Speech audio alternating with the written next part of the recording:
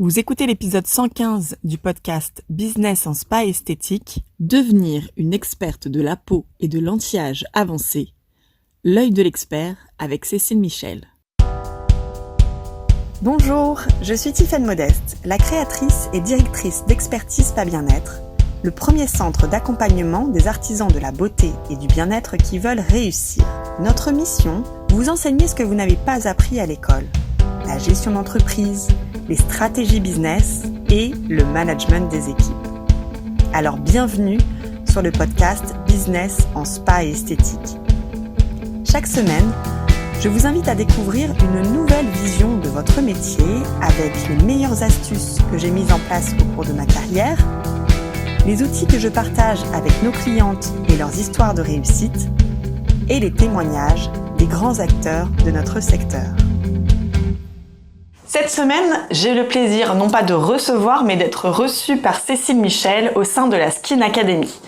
Vous pouvez d'ailleurs retrouver cet épisode au format vidéo sur la chaîne YouTube du podcast Business en spa esthétique. J'ai rencontré Cécile Michel en 2017-2018, juste avant qu'elle ne reçoive le prix du concours de l'esthéticienne de demain organisé par le magazine des Nouvelles Esthétiques. Depuis, Cécile a parcouru la France, mais pas que, pour aider les esthéticiennes à augmenter leurs connaissances et leurs compétences sur l'accompagnement des clientes sur la peau, la minceur, l'anti-âge.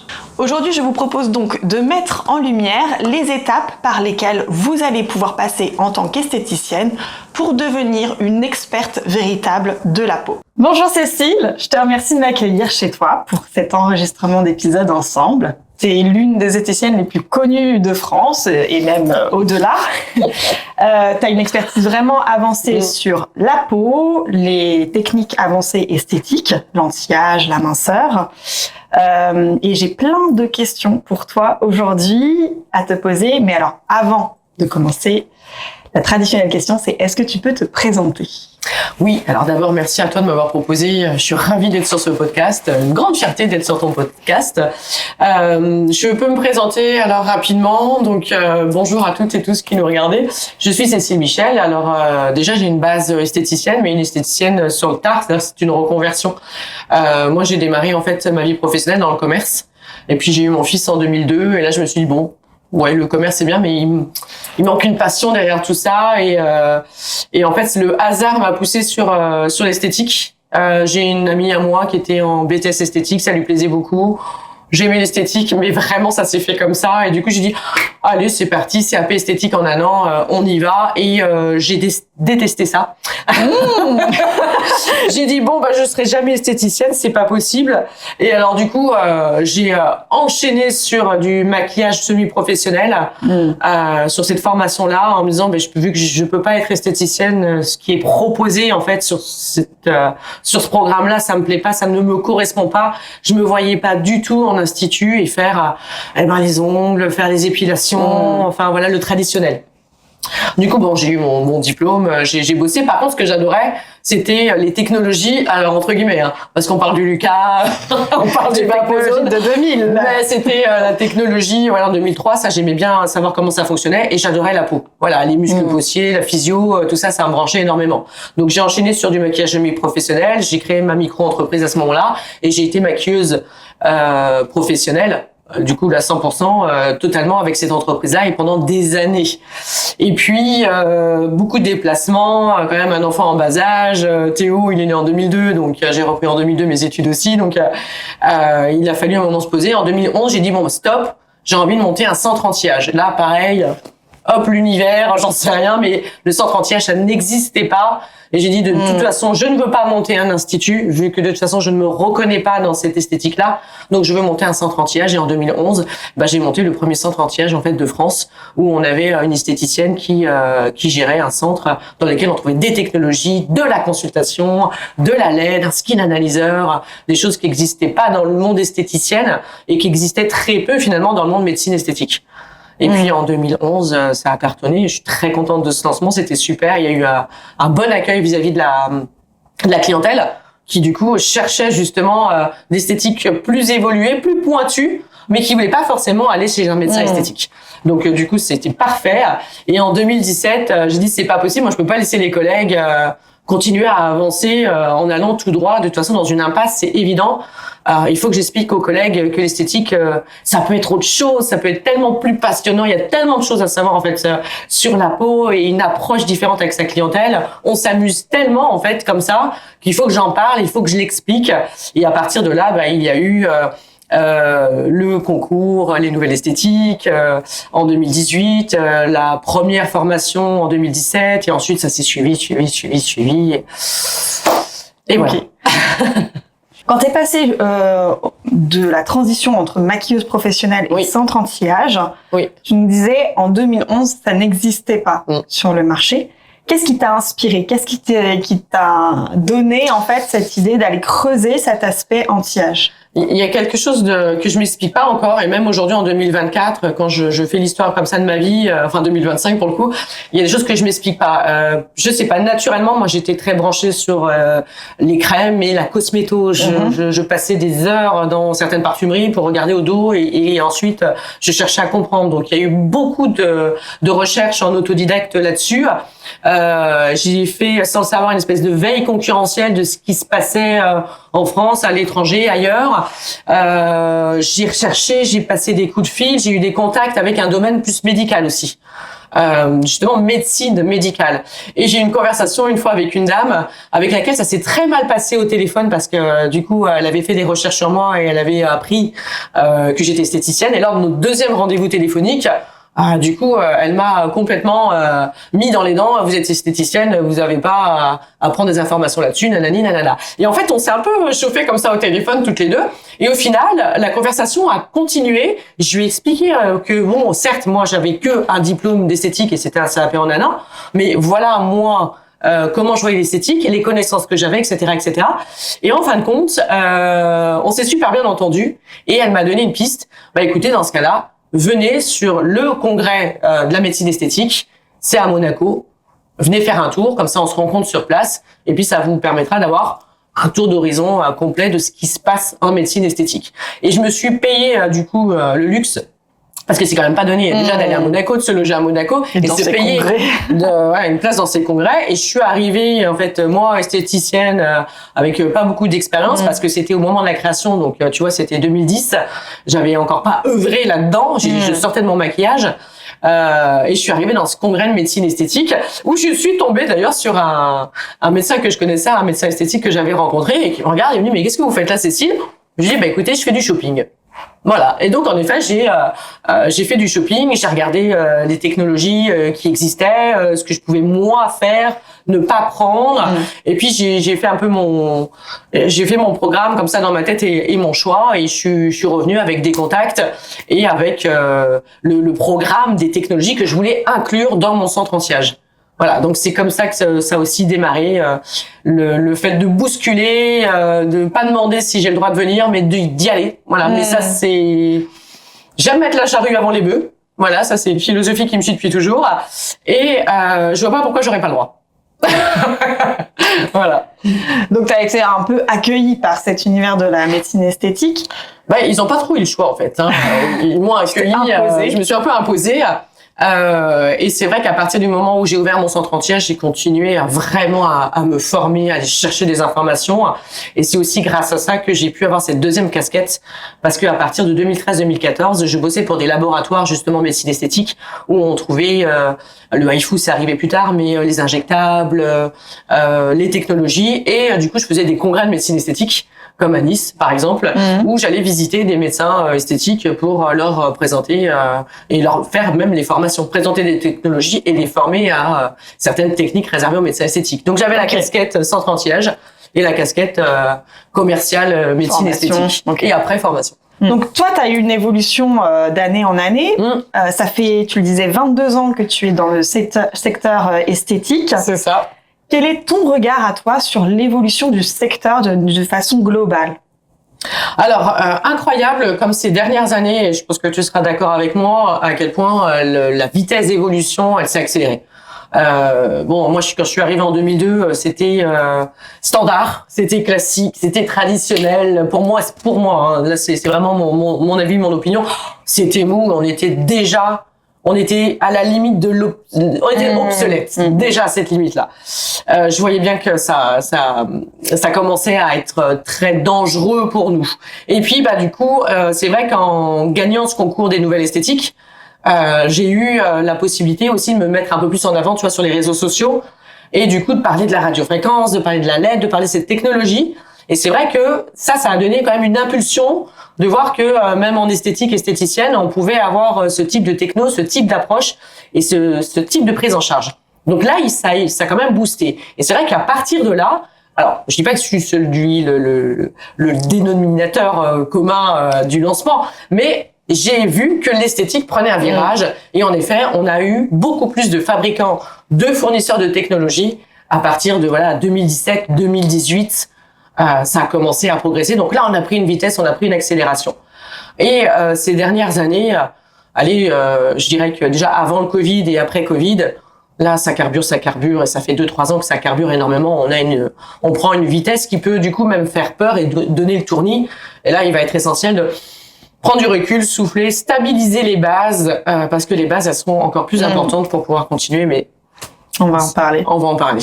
Alors, au moment où on se voit aujourd'hui, on se parle, on est en début 2025. Oui. Tout début 2025. Quel est le regard que tu portes sur l'année qui va venir? Est-ce que tu vois des tendances vraiment qui vont émerger sur cette année 2025 ou les 2-3 années qui suivent? Oui, clairement. C'est-à-dire que là, déjà en 2024, on est sur un tremplin et sur 2025, 2026, 2027, j'ai même l'impression que ça va s'accélérer encore plus. Où là, il y a quelques lignes qui ressortent, c'est-à-dire que on va parler beaucoup de ce lien entre l'émotion et la peau. Voilà. Moi, il y a un terme que j'adore utiliser et dont je parle absolument, c'est l'ectoderme. L'ectoderme, c'est un des 3 feuillets embryonnaires qui va donner le système nerveux et l'épiderme, ainsi que les annexes. C'est-à-dire que le lien entre mon état nerveux, mon état émotionnel et la peau, il est scientifique. On peut plus dire ah oui, c'est des histoires de grand-mère ou même pire, de bonnes femmes. Là, l'ectoderme, on peut s'appuyer sur ce terme-là. Donc, on va beaucoup travailler sur cette tendance qui est la peau et les émotions. Comment je me sens et donc comment est ma peau. Et comment est ma peau? Parce qu'en fait, on se rend compte avec les dernières études que autant les émotions donnent des résultats, des effets et ont des conséquences sur la peau, mais autant la peau peut aussi avoir des conséquences sur l'émotion, sur notre état nerveux aussi. Comment on va se sentir, oui. Notre enveloppe. En fait, c'est le système de neurotransmetteurs. Les neurotransmetteurs, il y en a des dizaines. Et en fait, la peau et le cerveau communiquent grâce à ces neurotransmetteurs. Et on s'est rendu compte que ces neurotransmetteurs, on en avait des dizaines de communs entre le cerveau et la peau. Ce qui fait que l'interaction entre les deux, elle est là, elle est évidente, et plus ça va, et plus on travaille dessus. Donc du coup, on va avoir ces tendances de cosmétiques, où on va avoir des cosmétiques qui sont sûrs. Alors, on l'avait déjà avec, tu vois, les odeurs, la galénique, mais ça va aller plus loin. On va avoir des neurotransmetteurs, et on va avoir des actifs qui vont justement donner des messages, des sensations, des états, en fait, à la peau, pour que la peau, les kératinocytes, interprètent tout ça, et développent dans la peau, pourquoi pas, sérotonine, dopamine, etc. C'est extraordinaire. Donc, on va avoir des cosmétiques hyper techniques sur ces états émotionnels, comme les odeurs, tout ce qui est parfum, etc. Là aussi, on le voit beaucoup. Des odeurs pour se sentir mieux, des odeurs pour se dynamiser. On le voyait déjà dans des gels douche, des choses comme ça. Mais là, on va encore aller plus loin parce que ça va s'appuyer sur des faits et sur des études. Donc, grosse tendance chez l'émotionnel et la technologie, la technique, les actifs hyper high-tech dans nos cosmétiques. Là, ça va être une grosse tendance. Et puis, on peut pas passer à côté de l'IA. Alors, l'IA qui va aider, bien sûr, dans tout un tas de choses, mais j'aimerais peut-être dire, là, aujourd'hui, l'esthéticienne, elle est plus esthéticienne, elle est chef d'entreprise. Et ça, on le sait, toi et moi, mais depuis longtemps. Donc, du coup, la chef d'entreprise dans l'esthétique, faut qu'elle soit très au fait de ce qui se passe, c'est évident. Et aussi dans ce secteur de l'IA. Donc, ce secteur de l'IA, très important pour la chef d'entreprise dans l'esthétique, parce que ça va être une aide incroyable et exceptionnelle pour la communication, pour le marketing. Et l'IA aussi intégrée dans la précision des diagnostics. Ah oui, ça, on y arrive. Les appareils qui sont de plus en plus pointus. Ça existe déjà depuis quelques années, et plus ça va, et plus en fait on va avoir des systèmes d'analyse de peau, et avec cette IA qui va nous donner des résultats de plus en plus performants. Donc du coup, autant c'est génial, mais autant on se dit, quelle est la place de l'esthéticienne demain? Alors, on se rassure, l'IA, il faut le considérer comme un outil supplémentaire, une aide, mais par contre, ça ne pourra pas remplacer l'humain et l'esthéticienne derrière la consulte. Un exemple tout simple, voilà, moi, je te mets un diagnostiqueur, il y a de l'IA, là tu viens, t'as mis ta crème, etc. Évidemment, le diagnostic, il va me dire super hydratation. Eh ben c'est faux. T'es déshydraté, par exemple, mais tu viens de mettre ta crème, donc évidemment, il n'a pas cette donnée. Voilà. Et ça va être l'œil de l'expert qui va faire toute la différence. Et c'est ce qui va faire la différence entre l'esthéticienne, la professionnelle beauté un peu fake, et puis la professionnelle beauté qui a de quoi asseoir ses connaissances et avoir ce discours. Et là, ça va se transcrire immédiatement sur les résultats. Donc, grosse tendance, tout ce qui est émotionnel dans les actifs cosmétiques, l'IA. Et puis, on pourrait aussi parler peut-être du côté naturel et sophistiqué. C'est marrant, c'est antinomique, mais en fait, on le sait et on le voit. Les clientes, je vais rester sur cette partie féminine parce qu'après il y a aussi les hommes, mais les clientes, elles veulent du naturel, mais du high-tech. Ouais. Voilà, je veux du naturel, mais je veux du super résultat. Voilà. Et ça existe. Donc ça aussi, c'est une ligne à creuser. Et puis la tendance homme, ce serait quand même dommage aussi de passer à côté. Il y en a de plus en plus. Donc du coup, cette clientèle homme, cette cible homme, ça aussi, c'est une tendance 2025 pour y aller. Alors, on vient de parler justement des tendances et des innovations qui vont arriver. Est-ce qu'à contrario pour toi, il y a des choses complètement obsolètes dans notre secteur? Tu parlais au début quand tu es arrivé avec le CAP et ces vieilles techniques un peu obsolètes. Oui. Est-ce qu'il y a des choses qu'il faut vraiment qu'on jette? Alors, moi j'aurais une façon d'aborder la chose, c'est les chiffres. Et là, je sais que ça va forcément te parler. Est-ce que ça me rapporte? Est-ce que c'est valable dans mon institut, dans mon centre? Aujourd'hui, voilà, il suffit de se pencher un peu sur sa compta en tant que chef d'entreprise dans l'esthétique. Si tu sais pas quel est le soin que tu pratiques le plus, quel est le soin qui te rapporte le plus, déjà rien que ces deux données, il y a un problème. Donc, est-ce que c'est obsolète ou pas? Si, je sais pas, le fait de faire un soin traditionnel avec l'appareil, le Lucas shampouinière, ça permet à l'esthéticienne de vendre ça, je sais pas moi, 120 € l'heure et que c'est hyper rentable, pourquoi ce serait obsolète? Il y a un moment donné, elle a une cible, elle a une clientèle, elle a un concept, et en plus ça rapporte.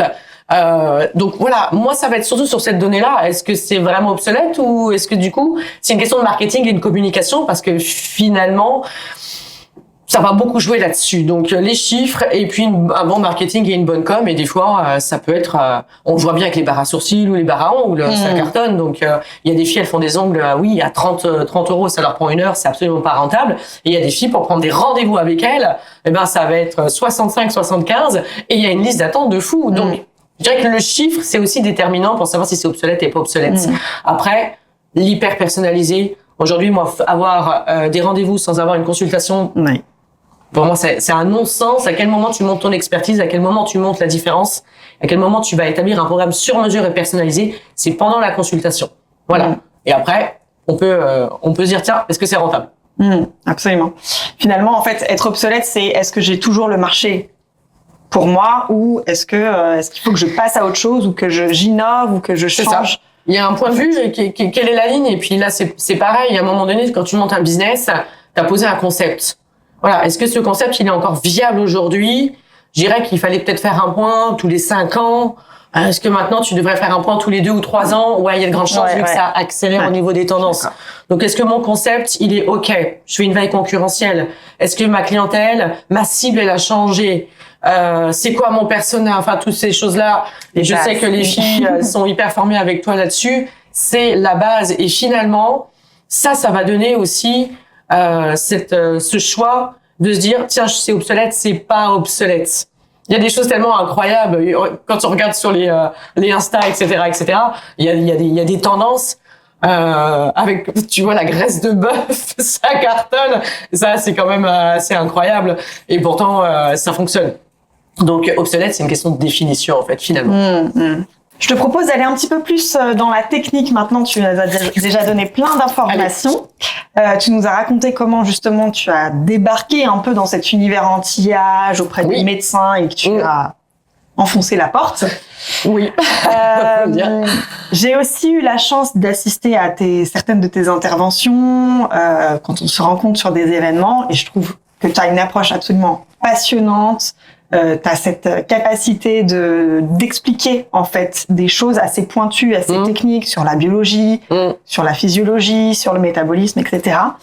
Et à chaque fois que je t'écoute dans ces occasions-là, ça me rappelle des vieux souvenirs d'école absolument passionnants.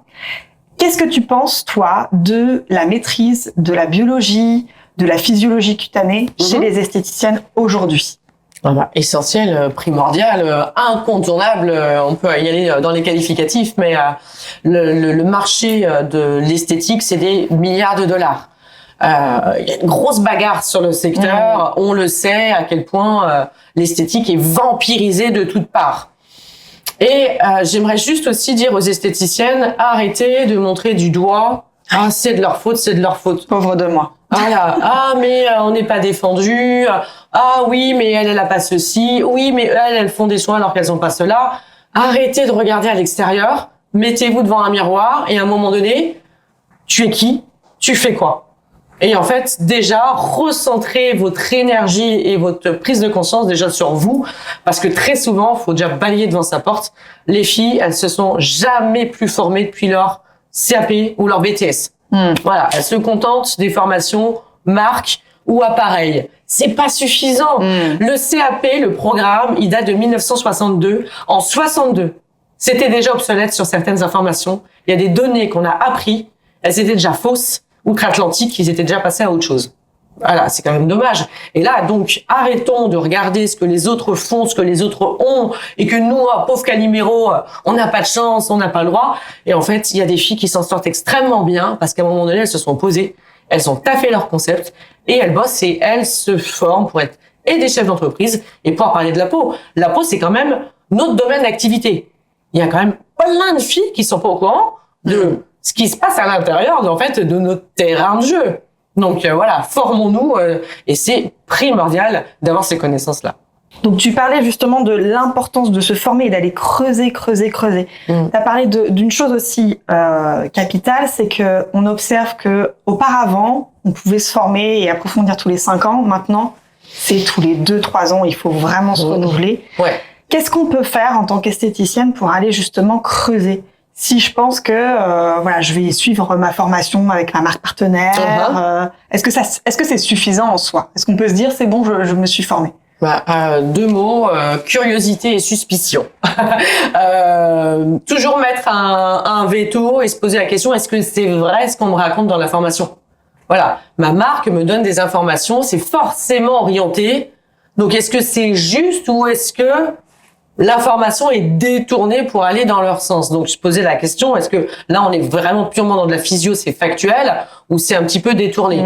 Voilà, aller chercher des informations, contredire. Enfin, voilà, on a des téléphones, on a des ordinateurs, il y a la fibre de partout, il y a ChatGPT, on peut poser des questions. Et ensuite, la curiosité, c'est de toute façon, je me forme avec ma marque ou pas, qu'est-ce qui m'empêche d'être curieuse? Je sais pas, moi, la rentrée, septembre, octobre, on parle beaucoup de faire type de peeling, de commencer à regarder, il y a eu des taches pigmentaires, la peau s'épaissit. Ok, quels sont les actifs intéressants et pourquoi j'ai des taches et pourquoi elle s'épaissit? Qu'est-ce qui s'est passé? Tiens, c'est l'hiver. Bah oui, il fait froid, donc la peau elle est plus terne, elle est plus déshydratée. C'est normal. La vasoconstriction, tout ce qui est capillaire, ils ont froid aussi, donc ça se rétracte. Donc la peau elle est moins hydratée, elle est moins nourrie, elle a moins d'immunité. Bon, ça c'est intéressant de le savoir parce que je peux expliquer à ma cliente, hey, il fait froid, c'est normal, ta peau elle va être plus sèche, plus déshydratée, plus terne. Nous, on a ce qu'il faut dans l'institut, justement, pour pallier à cette problématique-là. Ou, tiens, pourquoi, avec les hormones, j'ai ma peau qui change? Pourquoi, avant les ragnagnas, j'ai ces fameux boutons, justement, ragnagnas. Qu'est-ce qui se passe hormonalement et dans ma peau qui fait que tous les mois, avant les menstruations, je vais avoir des problèmes de peau? Voilà, c'est super enrichissant et intéressant. Donc, curiosité et suspicion, ça permet d'avancer. Donc, il faut aller creuser, il faut aller chercher d'autres types de formations pour avoir vraiment cette... Finalement, la formation biologie, physiologie, cutanée, c'est la base parce que là, on est sur du factuel. Donc, évidemment, si tu connais la peau, comment elle fonctionne, voilà. Ce qui est génial, et moi, je le vois pratiquement tous les jours, c'est des retours que j'ai. les filles que j'ai pu former, quand elles sont avec leur marque, il y a 2 cas de figure. Soit elles posent tellement de questions, elles veulent savoir plus que la marque les déteste, et me déteste aussi par la même occasion, parce que du coup, ils savent pas. Alors, il faut se dire, on a des commerciaux qui sont pas forcément dans un historique de pro, et du coup, ils ont pas ces aspects techniques et connaissances physio. Mais ça leur permet d'aller plus loin avec leur marque, de se dire, bah tiens, je vais la garder, ou tiens, finalement, je vais en changer, parce que du coup, c'est pas bon. Et puis il y a d'autres marques qui adorent parce qu'elles sont en face d'esthéticiennes qui ont des super questions, qui veulent aller plus loin et qui sont tellement sûres de leurs produits, de la composition, que du coup, hop, génial, ils vont être à fond dans l'échange de connaissances et ça va faire un joli partenariat avec sa marque. Et ça, c'est super enrichissant pour les 2 parties. Et il faut quand même pas oublier que une marque, c'est pas Dieu. Ta commercial, ton commercial, c'est pas Dieu. Donc du coup, nous on est chef de l'entreprise, on est dans l'esthétique, on va chercher les informations. Il n'y a pas un seul secteur d'activité dans le monde qui fait pas de la veille et qui fait pas des mises à jour. Voilà. Donc l'esthéticienne doit arrêter de se contenter de ce qu'on lui donne, que ce soit une mono-source d'information. C'est dépassé et surtout c'est contre-productif et c'est dangereux pour son business. Donc Cécile. Oui. On va dire que je suis une esthéticienne. Ok. Alors, je vais te parler de 2-3 profils vraiment différents. D'accord. Peut-être des petites différences. Ouais. Disons que je suis esthéticienne, que je suis indépendante, que je travaille seule. J'ai entendu tout ce que tu m'as dit et je sais que je veux devenir une star de l'esthétique, une star, en tout cas pour mes clientes, avoir ce carnet d'adresses, ce carnet de rendez-vous là qui déborde. D'accord. Qu'est-ce qu'il faut que je fasse? Quelle est la chose par laquelle je dois commencer? Comment je peux construire justement mon plan de formation, mon plan de développement? Quels ingrédients je mets dedans? Ah bah la base, le concept. Le marketing. C'est quoi ton concept? Qui es-tu? Que veux-tu que les gens qui te voient, qui te rencontrent sur les réseaux sociaux, ta vitrine, pense, imagine que tu vas leur proposer comme service, qui es-tu? Donc là, il faut créer son tableau, son film, il faut faire le script. Moi, je veux être une star de l'esthétique. Ok, être une star de l'esthétique dans quoi? Une star de l'esthétique, encore une fois, dans les épilations, les ongles, les épilations, pourquoi pas, spécialisé dans, pourquoi pas le corps, spécialisé justement dans l'anti-âge. Ok, ça c'est bon. Et puis petit à petit, voilà, système de tunnel, on affine. Moi, je vais être spécialisé, dans la peau. Ok, comment je me spécialise dans la peau? Donc évidemment, des formations et le choix de la gamme de produits avec laquelle je bosse. Des techniques, parce qu'il n'y a pas que les technologies, on a super 2 outils magnifiques avec 10 petits doigts qui font des choses extraordinaires. Donc quel concept, quelle technique, quelle technologie, quelle gamme, et puis au jour d'aujourd'hui le in, c'est quand même une piste aussi à creuser très vite si vous le faites pas. Nutrition et micronutrition. Voilà, donc je suis seule, je veux devenir une star dans quoi? Le concept, et après on enchaîne les outils qui vont m'aider à devenir cette star-là. Je suis très contente que tu redonnes justement l'ordre des priorités, parce que bien souvent, donc nous, chez Expertise Bien-être, on accompagne sur cette partie rentabilité, marketing, vraiment le pourquoi et le concept de l'entreprise. Et bien souvent, on fait face à des esthéticiennes qui vont d'abord essayer de se former sur de la technique, j'ai fait telle formation sur la peau, etc. Parce que c'est normal, c'est des sujets qui les passionnent, donc on préfère aller se former sur des sujets techniques et qui nous interpellent plus. Oui. Mais ce que tu dis est hyper important, c'est que si on fait les choses dans le désordre, en fait, ça ne va pas fonctionner. Il faut d'abord se demander pourquoi on le fait, construire cette structure, cette identité, et ensuite aller chercher effectivement le bon fournisseur, la bonne technique, la bonne technologie. Dans l'absolu et l'idéal, il faudrait commencer comme ça. Maintenant, on le sait, quand on passe à l'école d'esthétique, SAP, BP, BTS, etc., nous, on est formés pour être des artisans, pas des chefs d'entreprise. Donc, du coup, on démarre, on est lancé, c'est parti. Soit on est salarié, soit on monte son institut et on devient gérant de son institut avec des bases où on a... c'est comme si on allait avancer à cloche-pied. Enfin, là, on a une atrophie d'une des jambes qui est hyper importante. C'est le côté chef d'entreprise. Voilà. Je suis une technicienne, artisane dans l'esthétique, mais je suis aussi chef d'entreprise et il me faut 2 jambes pour avancer, voire courir. Et donc, ça, c'est hyper important. Maintenant, les filles qui sont lancées depuis 5 ans, 10 ans, 15 ans, qu'est-ce qui empêche de dire stop? ok, là maintenant, je vais commencer à muscler cette jambe qui est atrophiée parce que ça fait 5 ans, 10 ans, 15 ans que je boite, j'ai des problèmes de hanche. Donc là, c'est parti, on y va. Je vais bosser mon côté chef d'entreprise. Maintenant, ça n'empêche pas, parce que toute l'expérience et l'expertise qu'elle a accumulée jusque-là, eh ben, du coup, elle va pouvoir, ramener cette deuxième jambe et aller taper un sprint, dans sa vie d'esthéticienne. Donc là, on vient de parler de l'esthéticienne qui est indépendante, Oui. qui a son compte. Mais imaginons que je sois esthéticienne salariée. D'accord. Très bien. Je travaille dans un centre, j'ai une manager, peut-être que j'ai des collègues. Et j'aimerais grandir, j'aimerais faire une super belle carrière dans le secteur esthétique. Qu'est-ce qu'il faudrait que je fasse en tant que salariée? Alors, peut-être voir déjà avec la manager, la gérante, ce qui est possible de faire, parce qu'une salariée, elle a droit à des formations, il y a des OPCO, c'est super avantageux pour plein de raisons pour la manager. C'est-à-dire qu'elle va monter en compétence sa salariée, elle va avoir une salariée plus qualifiée, collaboratrice, ça lui permettra de développer aussi son business. Donc voilà, il y a des OPCO, il y a des formations, donc elle peut voir là-dessus. Est-ce que maintenant la manager elle est OK pour former ça ou ses salariés? Ça c'est une autre question. On entend, toi et moi, de par nos expériences au quotidien, que des fois elles sont pas hyper favorables à ça.